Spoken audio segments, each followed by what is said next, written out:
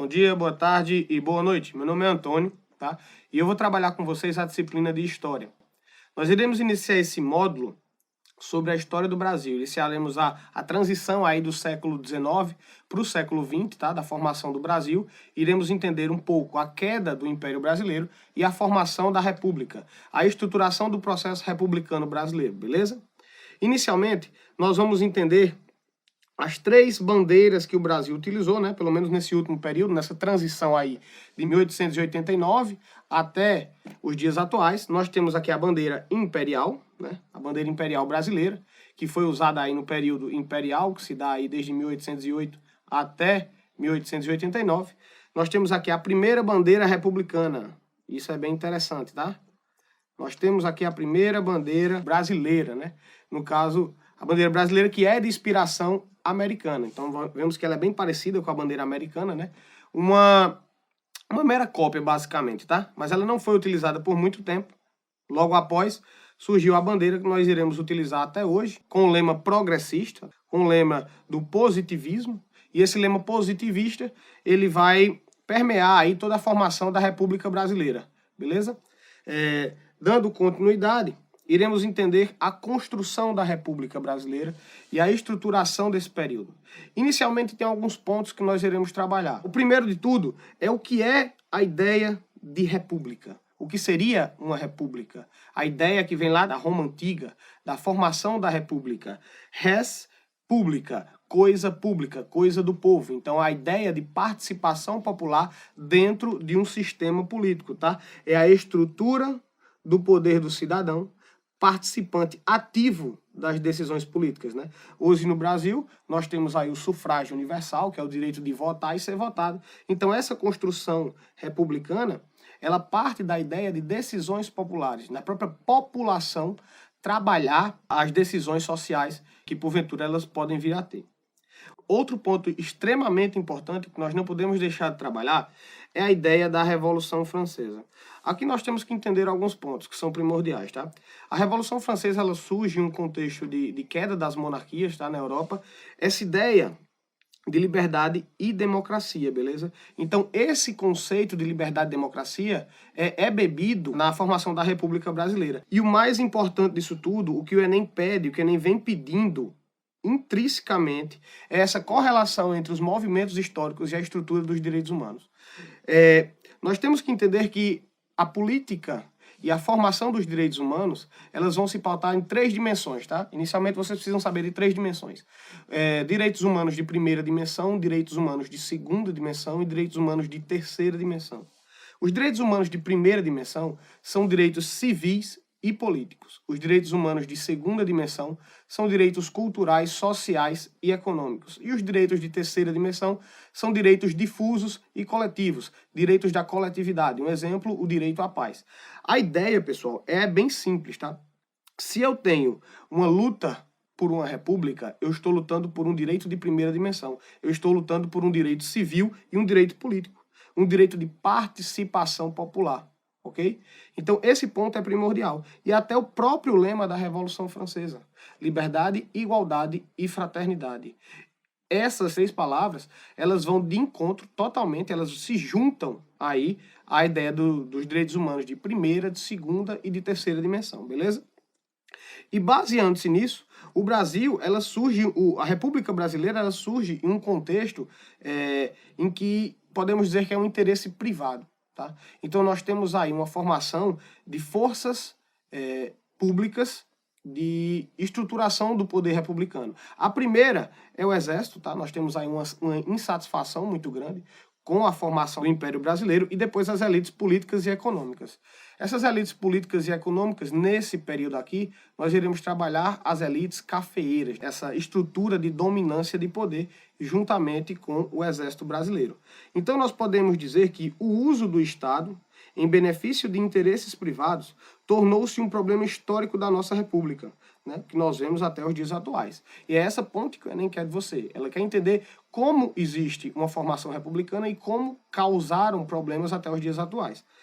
Um Estado público deve enfatizar a ampliação da cidadania pelos brasileiros e o seu papel político, o direito de primeira dimensão, um direito de votar, um direito de ser votado e um direito de participação política. Dando continuidade, aqui já entrando em aspectos mais historiográficos do que o anterior, nós temos os fatores de declínio da monarquia, né? Um declínio e a ascensão desse movimento republicano. Nós temos aqui a defesa do federalismo, o descontentamento das elites, a guerra contra o Paraguai, que causou um estrago financeiro muito grande para o Brasil, e os conflitos entre o poder civil e o poder religioso. Essa disputa entre as ideias religiosas e a própria ideia do Império Brasileiro. Nós temos aqui o descontentamento das elites tradicionais do Nordeste e do Vale do Paraíba após a abolição da escravidão. É interessante nós ressaltarmos isso aqui em termos de historiografia, porque nós temos a abolição da escravidão em 1888 e a formação da República em 1889. Então é uma coisa que está diretamente atrelada, ok? Importante nós falarmos que o principal tipo de mão de obra no Brasil era a mão de obra escravagista. Então, quando acaba a escravidão, quando nós temos a luta abolicionista, nós vamos ter um descontentamento de elites agrárias, e essas elites agrárias irão se ressentir muito com essa política imperial. Uma política imperial que veio muito forte, né? Mas, contudo e entretanto, todavia, nós vemos que até hoje temos alguns problemas relacionados ao racismo, né? Que é um tema que pode ser recorrente até na sua redação de Enem, beleza? A ideia também de defesa do federalismo pelos cafeicultores do Oeste Paulista. Aqui nós temos que entender dois pontos. Nós temos os agricultores do Vale do Paraíba e das elites nordestinas do açúcar, que ficam extremamente descontentes com a lógica do fim da escravidão. E nós temos os cafeicultores do Oeste Paulista que não são ligados ao capital imperial, né? O capital financeiro, eles são independentes do Império Brasileiro. Portanto, essa estruturação aqui da federalização, o que é uma federalização? Federalização é uma autonomia estatal, autonomia dos estados. Então, nós deixamos o fim do Império, tá? Baseado em um fim de um poder central. A ideia de descentralização de poder. Isso é um conceito importantíssimo que você tem que levar consigo, que é a descentralização de poder. A ideia, quando nós temos um Estado federado, é que nós temos autonomia política, autonomia administrativa e também autonomia financeira, ok? Então, essa elite do café do Oeste Paulista, ela queria essa desvinculação do poder imperial, porque ela era ligada ao capital internacional. Então, essas quatro motivações são as principais relacionadas ao fim da República Brasileira, né? A abolição da escravidão, o conflito com a Guerra do Paraguai, né, que causou um desgaste econômico muito grande, e a figura do exército perante o império não era bem fortalecida, mas perante a população sim. Então o exército ele ganha força, os oficiais do exército eles ganham muita força, e a defesa do Estado laico. Essa defesa do Estado laico vai de encontro à própria estrutura brasileira, né? Até hoje nós temos uma maioria cristã, e a população não via isso com bons olhos, e a igreja também não, beleza? A República Brasileira, ela foi formada por um golpe, ok? E é um golpe que se estrutura por vários fatores, tá? Principalmente pela formação econômica, uma nova estrutura econômica baseada nas elites cafeeiras, a modernização dos núcleos urbanos, o fortalecimento da burguesia cafeeira, né? Em São Paulo, no próprio Rio de Janeiro também. E nós temos aqui um exemplo do Manifesto Republicano. O Manifesto Republicano foi um documento, né, que criticava o caráter centralizador e hereditário do Império. Então, nós temos uma monarquia imperial que tem um caráter centralizador de poder e defende uma ideia de hereditariedade, que vai de encontro totalmente com a formação da República, né? A ideia de República, a ideia de revezamento do poder político, beleza?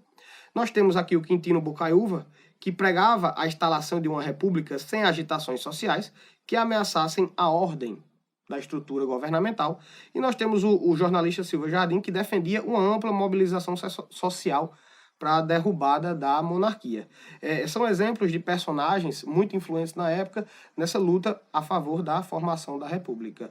Então, baseado naqueles fatores que nós tratamos no slide anteriormente, nós temos aí a proclamação da República Brasileira, né, onde Marechal Deodoro da Fonseca, o primeiro presidente do Brasil, marcha com as tropas para o Ministério da Guerra e proclama a República sem a resistência do imperador. Nós não temos aqui o exército apoiando a figura do imperador e não temos uma resistência mais forte, nós não temos uma estrutura mais forte de poder, beleza?